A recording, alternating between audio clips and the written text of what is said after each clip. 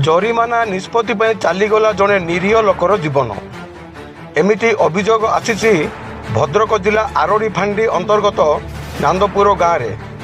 ସୂଚନା ମୁତାବକ ନାନ୍ଦପୁର ଗାଁରେ କିଛି ମାସ ହେଲା ଗୋପାଳ ସାହି ଓ ଖଣ୍ଡାୟତ ସାହି ମଧ୍ୟରେ ବିବାଦ ଲାଗି ରହିଛି।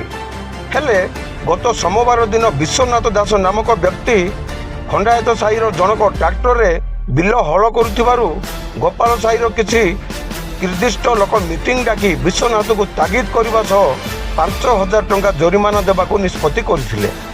ଟଙ୍କା ନଦେଲେ ଏକ ଘରିଆ କରିବାକୁ ଧମକ ଦେଇଥିଲେ।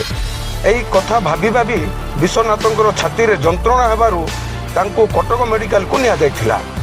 ସେଠାରେ ତାର ମୃତ୍ୟୁ ଘଟିଛି। ବିଶ୍ୱନାଥର 6 ଝିଅ, ବଡ଼ ଝିଅ ବାହା ହୋଇଥିବା ବେଳେ ଘରେ 5 ଜଣ ଝିଅ ଅଛନ୍ତି। ଏହି ଘଟଣା ଏବେ ସାରା ଅଞ୍ଚଳରେ ଚର୍ଚ୍ଚା ପାଲଟିଛି। ଭଦ୍ରକ ଜିଲ୍ଲାରୁ ଚାନ୍ଦବାଲି ବ୍ଲକର ସୁରେନ୍ଦ୍ର କୁମାର ତରାଇଙ୍କ ରିପୋର୍ଟ, G9 ଓଡ଼ିଆ।